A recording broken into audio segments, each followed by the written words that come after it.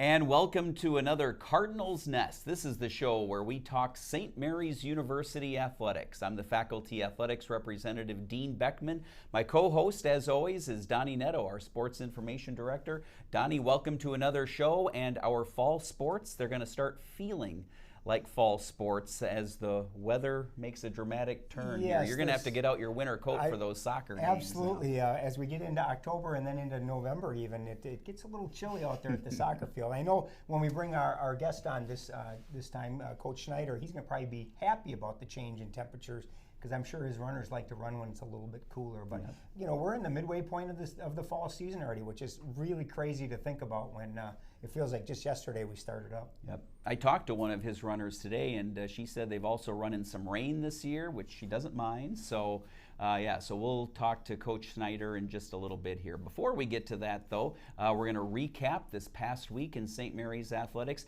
Donnie, last week on the Cardinals Nest, our guest was Corbin Bowers, the men's soccer coach. Now, normally, teams get a bit of a Cardinals Nest bounce right after they've been represented on the Cardinals Nest here.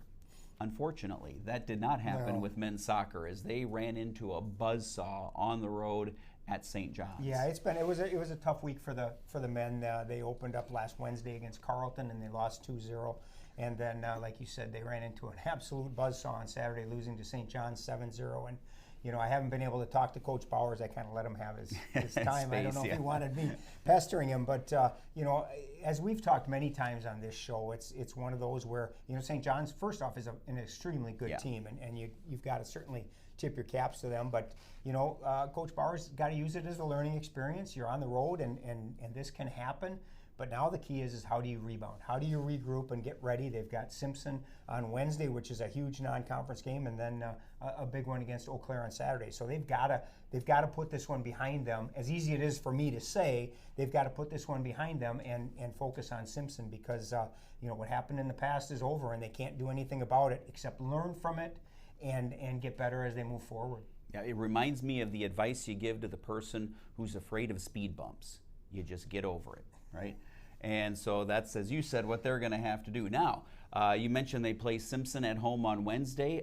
The Winona Fun Committee, which is a group of Winona campus faculty and staff, they're going to get together and have a tailgate. So we're going to have a good old-fashioned tailgate at our men's soccer game on Wednesday. And it'll be nice to bring those people then to the game, because you know, obviously a 5 o'clock game is nice in that a lot of people are still on campus. Hopefully will show up and give us some home crowd advantage, because you know, Simpson again is a very good team, and for St. Mary's to get that 4th win of the year, they're going to need they're going to need all the support they can get, and hopefully they can turn this thing around. Yep, absolutely. Women's soccer now, we're going to go to them, and they're coming off a 3-0 loss to the College of St. Benedict, and now they're going to be going up against Luther College here on Wednesday night. So a little bit of a non-conference game for them. As we talked about the men, the women ran into a couple of tough conference opponents last week when they opened with a 2-0 loss to Carleton on Wednesday, and then as you said, they lost to St. Benedict 3-0 on Saturday. St. Benedict finished second in the conference tournament last year, so obviously a very good team. They actually knocked us out of the conference tournament last year in the semifinals. They beat us 3-2, and it was a phenomenal game, and where we fell behind 3-0, came back and scored a couple of goals to make it 3-2, and really had several good chances that we could have tied it and hopefully forced overtime, and maybe there would have been a different result. But this time around, St. Ben's got on top early, and just never took their foot off the accelerator and held us at bay. Just like we talked with the men, we got to find a way to score goals. Right now, they've played 5 games on the year. We're 2-3-0. All 5 games have been decided by shutout. If we score a goal, we win, and if we don't score a goal, we don't. And that's kind of been the modus operandi right now. And with Alexis winning goal, you know, a lot of times one goal is going to do it. They're not getting blown out of any game, right? I mean, the biggest deficit was 3-0. So. Absolutely, and they've got to get on the board. I mean, you're not going to win any games without scoring a goal. So they've got to get that offense going. They've spread it out. Their 5 goals have come from 5 different players, but they've got to get that back on track after a couple of shutout losses. Volleyball this past weekend, they were at the Loras College Invitational down in Dubuque, Iowa. And Donnie, they got things started out on the right note with a win, and then a couple of really, really tough 3-2 losses. Yeah, it was a crazy weekend. Including that Grinnell team. Yeah, which I talked to Amber yesterday. I have the luxury of her office is 2 doors down from mine, so I get to see her more than I get to see the soccer coaches. But I talked to her a little bit about the weekend, and she said, we played some really, really good volleyball, but we still have to learn a few things. We got to get some things figured out. You open with a big 3-0 win over Buena Vista, and then you lose back-to-back 3-2 decisions, that's a lot of volleyball. They definitely got their share of volleyball in at Loras, but they took 3 losses at 3-2. One of the matches they opened up leading 2-0. One of the matches they opened up trailing 2-0. Both of them went into that 5th set, and so now they've got to find a way to win those kind of matches. They get to that point where it's winner take all. You've got to come through, and they just weren't able to do it this weekend. A couple of great performances. Abby Stigler had a career night against Webster last Friday. 21 kills and 16 digs. Both were career highs for her first double-double, and Kira McNally just does what Kira McNally does, and had 3 double-doubles, and is certainly going to be the driving force among that offense. But it's good to see somebody else kind of step up and maybe take a little of that offensive pressure off of Kira. You talk a lot about these 3-2 matches, including 3 in a row, all losses, but considering in those 5th sets, those can go either way, right? It's just a bounce here, a bounce there. I think because of the youth of this volleyball team, you can see those eventually might start to turn in the other direction. No question, and it's a race to 15 is really what it is, and like you said, a bounce here or there, or a mistake or two, and all of a sudden you're trailing by 2, and you've only got to 15. So it's a shortened 5th set, and they've got to learn how to do that, and for a lot of these younger players, they haven't been in this situation before, especially, obviously at the college level. So, that's what these tournaments are for. It's a learning experience, because when they start playing their conference matches, that's when it matters. And your record can be whatever it is when you're in these tournaments. It's all about what you do in conference play. Have you heard, one thing we didn't really touch on when we had her on the show here was the type of system that they're running. Is it drastically different than what they were doing previously? No, it's the same. They're running 2 setters now rather than 1, which is really the only change. But you've got Mandy Schmidt and Larkin Clem there, and they're both doing phenomenal jobs. So I think she's going to stick with that and see where it takes them. Yep. Okay.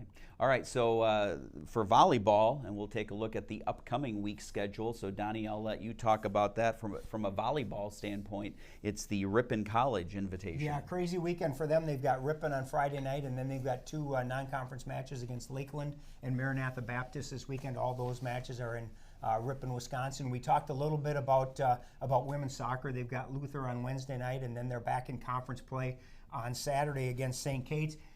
Ironically, the last conference game we played was against St. Ben's, who finished 2nd in the playoffs. St. Catherine is the team that won the MIAC playoffs last year. So a tough road to hoe for the Cardinal women. And then men have got 2 matches this week. They've got Simpson on Wednesday, and then they play UW Eau Claire in another non-conference game on Saturday. Eau Claire comes in 10-0-0 on the season, and so it's going to be a really tough day for our men's team. We're going to talk to Coach Schneider. They have the week off, so that's nice for them. And then women's tennis gets their annual showing in the ITA Regional, which will be this weekend at Gustavus. So it'll be nice for them to get there. This is their one fall tournament that they play in every year. So it'll be nice to get them on the court. And then next week the guys will play in that same ITA Regional. All right, so busy weekend indeed. It's family weekend here at St. Mary's, so we'll have a lot of parents on campus this weekend. And we bring now our cross-country and track and field head coach in, Darren Schneider. Darren, now in your 2nd year with us here at St. Mary's.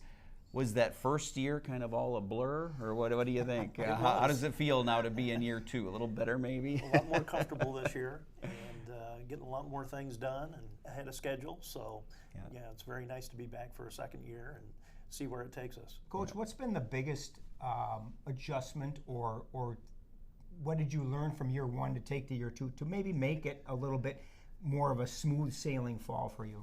I think just going through the process of being here and just having the opportunity to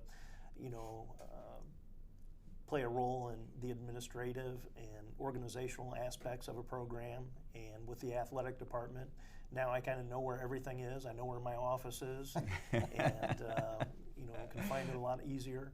And just I have a routine now, and I think it's much more smooth. I think the other question I want to ask before we get to the cross-country stuff is, have you recovered yet from the track and field championships? The MIAC Championships were held at St. Mary's last May, and your first year as head coach here, and a lot of that work does tend to fall on the head coach of the team hosting it. So have you recovered?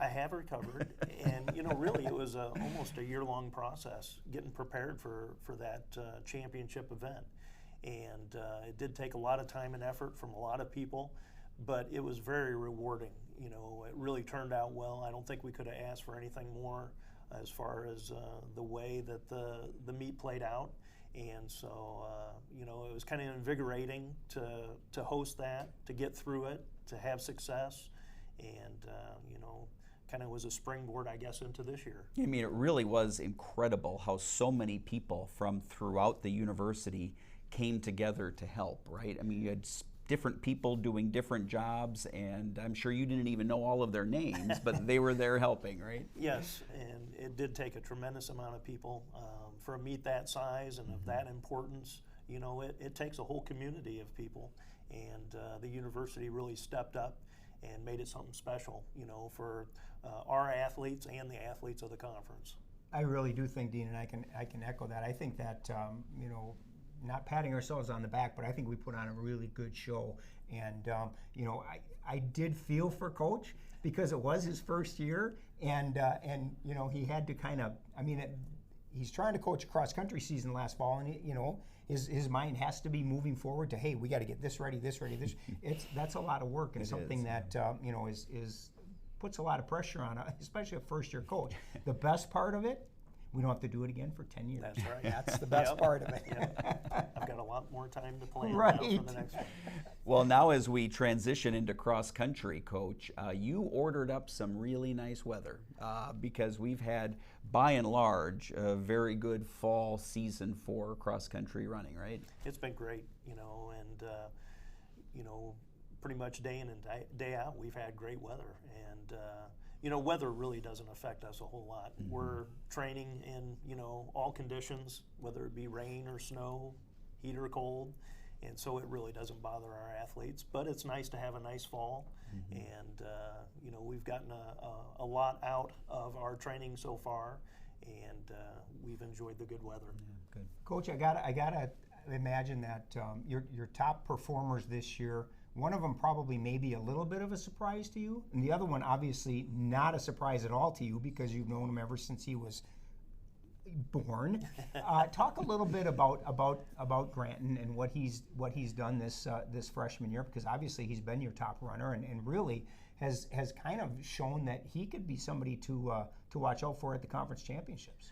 Well, I really didn't know what to expect with him this year, which sounds kind of funny, but his senior year of high school was stopped short because of COVID, so we really didn't see what he could accomplish, as a track and field athlete, his senior year. And then he took a couple years off, and so, I didn't know if there'd be a lot of rust, to knock off, but he's really kind of seamlessly transitioned to the college level, has really gotten off to a good start. Seems like he's very confident in his abilities, has matured, and so I'm really excited to see what he can accomplish moving forward this year and beyond. I think he could be, someone that could really compete at an elite level. And then on the women's side, Emily Kern did not run last year, so this is your first year kind of seeing what she can do. And obviously, again, one of those top runners for you. She led you in the first 2 races, and then did not run last weekend at Olaf. And Carolyn Guerin did an outstanding job. But talk a little bit about Emily. You know, Emily is a really talented runner, and you know, having her on campus and with our group last year, we kind of saw glimpses of what she could become. And I think now she's starting to realize her potential. And, you know, I think the sky's the limit. I think that she can run, you know, with the top runners at the conference level and regional level. And so, you know, as we move towards the end of the season, you know, it's going to be exciting to see what she can do. You know, it's kind of a rarity this year, and we kind of joked about it earlier, but, you know, usually you try and set it up where you race one weekend and then you take a weekend off. This is going to be your first off after 3 straight weekends. Was that on purpose, or was that just the way the schedule fell? Well, you know, normally I like to compete every other weekend. I think with, you know, competing and training, that's the proper balance. But this year, you know, the conference meet is at a new site. We've never been there before, so I thought it would really be an advantage for us to be able to run that course early in the season and then come back later in the season for the championship and have, you know, some familiarity with it. And so, you know, we ran well up there. We know what the course is like, and I think that's going to serve us well later on. But it's not typically the way I would set up a season as far as competitions. And go ahead. Just to, you know, with that, I could really tell a difference this week with our kids having raced, you know, 3-4 weekends in a row. You could tell they were getting tired. And so this weekend, having off, not competing, I think will really be good for us. And so we're excited just to train and just work on getting better. Can you talk a little bit about the strategy of, you know, you mentioned you raced at Highland Park in the Hamlin Invitational. That's where the MIC meet is. You raced this past weekend at St. Olaf, where the regional is. From a coaching and from a running standpoint, what's the strategy of running the course early? Is it getting to know the turns, getting to know the hills? How do athletes adjust or make mental notes, and how do you as a coach make mental notes preparing for the return to those 2 events? Well, I think that, you know, having the ability to run the course, you know, once before a championship meets does give you some insights into the course, to the turns, the uphills, the downhills, and I think that can really play a big role in your strategy, you know, in how you're going to run, and, you know, planning for a conference meet or a regional meet. I think it's just important mentally, you know, to be able to see that environment, that atmosphere, see the course, and then you can really prepare yourself mentally for what you're going to encounter later on. And you can almost make a movie out of what you want to happen when you come back there for a second time. And so, you know, we've set our goals, and I think our kids are preparing physically, you know, for the conference and regional championships.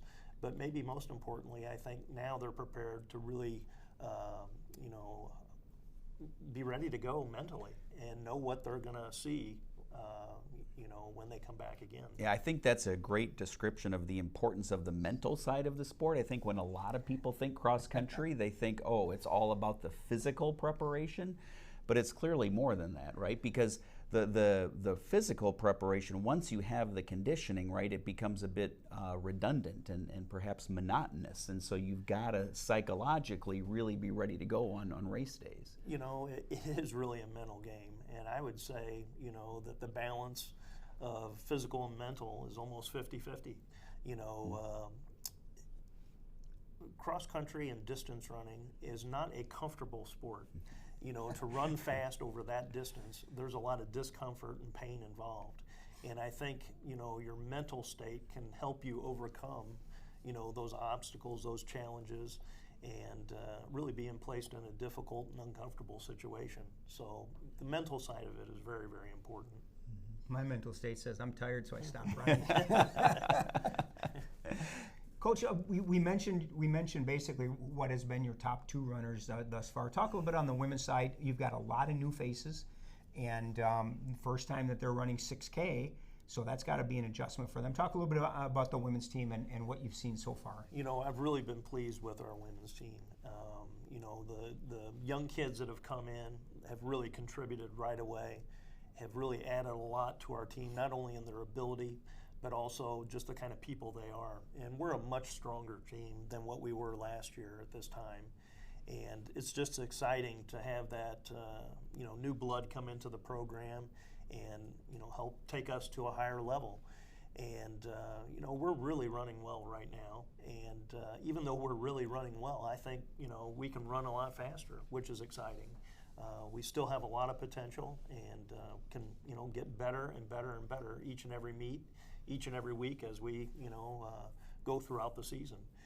One thing we did this year, which I think was a big advantage for us, is we had a cross-country camp the week before school started. So we went off campus, spent, you know, almost a week at a place called Camp Victory, and we had cabins, a lot of different activities that we could do while we were there, team building activities, challenge activities, along with running and getting in shape for the season.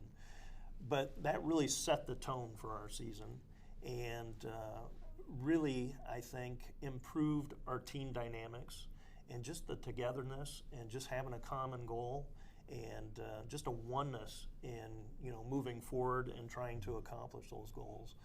You know, I don't know that we'll win the conference championship or win the regional championship, but I think as a team, we're one of the better teams just because of the way we interact with one another and get along with one another, which is so important. You've got 2 meets left before the conference. When, as a coach, what do you look for? Because I don't think it necessarily matters where you place in the standings at the Eau Claire Invitational or at the Jim Drews, but what are you looking for from your athletes in these last 2 meets heading up to the 2 biggest meets of the year? Well, we're really judged by the championship meets, you know, the conference championship and regional championship. And so really the meets before that are just part of the process to get you to where you want to be. And so really we're looking for improvement. You know, the first few meets we have, that's really just kind of finding out where we're at and kind of what we need to do. And now we're in a period of the season where we need to start making a move, start accomplishing some things, once again, see that improvement. And then when we get to conference and regionals, we got to be ready to run our best. And I think we will be. You know, Coach, I'm sure when you were looking at coming to St. Mary's and you were in the interview process, you probably heard a lot about our cross-country trail, right? Yes. And our course. Now that you've been exposed to that, you're familiar with that, you've seen the other courses that St. Mary's competes on, how would you describe it to someone as far as the differences? Is it better, worse? How would you describe it? Well, you know, that is one thing that attracted me to St. Mary's, is this is a very unique situation and very special to have, you know, 10 miles of trails on your campus. Not every campus has that. And I think if you want to build a great distance program, that, you know, having those trails can really take you a long way towards accomplishing that and building that program. And it's really hard to describe to people what we have here as far as the trails go. You know, from our offices, you know, from the athletic buildings, we can be on the trails in, you know, less than a minute. And it's probably 200 yards away to the entrance of the trails, you know, for our kids. And, you know, that is very special. Our trails really have a lot of variety to them in that we have uphills, downhills, straightaways, turns, you name it. We've got, you know, an untold number of wildlife you know, on the trails. That's a good way to put it. That was very nice. Yeah, we've got deer, we've got woodchucks, we've got turkeys, and an occasional rattlesnake. Yeah. So that makes it interesting. Indeed. That makes them run faster. That's right. It would That's make the me run motivation. faster. But you know, our trails, I think, are a great training asset to us. And really, our trails, I think, are tougher to run on than a lot of other places just because of the elevation changes. And, you know, I think our kids are better prepared than a lot of other schools because of where we train day in and day out. And along with that, Winona is a great training environment. I think this is one of the best places in the United States for distance runners to come and train. You know, we've got our trails on campus, we have our indoor track facility, we've got a beautiful outdoor track facility, we've got hundreds of miles of country roads, gravel roads that we can train on, and some of the most beautiful scenery, you know, that you can imagine. We've got state parks, we've got national wildlife refuges. We can train in town, you know, so we got it all. Prospective students, are you listening? That sounds like that should be on a loop on our admission page, I think. Coach, my last question is, are you ever jealous of other coaches that have off seasons? I mean, you go from cross country right into indoor track and field and then to outdoor track and field. The only advantage for you is you get to be on our show more often that way. True. But so, I mean, it's a busy schedule for you. It is a busy schedule, but that's just part of it, you know. And I think if you want to be a head coach at the college level, you know, coaching cross country and track, that just comes with the territory. With it, yeah. And it's something I've done for years and years and years. So really, you know, not doing it would be, you know, a big change for me. And so I really enjoy it. Got to take advantage of the summers, right? Oh yes, definitely. For sure. I'm gonna put you on the spot just a little bit, and I'm gonna apologize to your son now because I don't mean to call him out. But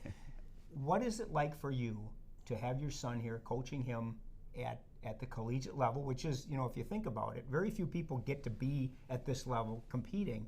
Here he is, your son, and you get to coach him. What does that mean to you, and how hard are you on him? Well, you know, I had a little bit of training as far as, you know, this type of situation, in that I ran for my father at the college level. He was my track and cross country coach, so I've been through it once, you know, on the athletic, or from an athlete's perspective, I guess, and experience. You know, it's a special time, and you know, I think it's great to have this opportunity to be able to work with him. But he's one of my athletes. You know, when he comes to practice, he's no different than anyone else, and you know, I'm not going to treat him any differently. And he's got to earn his way, you know, within our program. And you know, I think when we look back upon it, you know, when his college career is done, I think it'll really be, you know, a special time and something to really cherish. So, you know, we'll enjoy it, make the best of it. But he's a team member, and that's what it is when he comes to practice and when he's in competition. So. And I'll make him earn his way in the classroom. That sounds good. That sounds good. All right, that's going to do it for the Cardinals Nest. Coach Schneider, thanks for joining us today. And we're coming to you from the Jerry and Pat Pappenfuss Multimedia Lab in Aquinas Hall on the campus of St. Mary's. Big thanks to our producer again, A.J. Ruskowski, for keeping us going here. Thanks for watching. We'll be back again with another Cardinals Nest.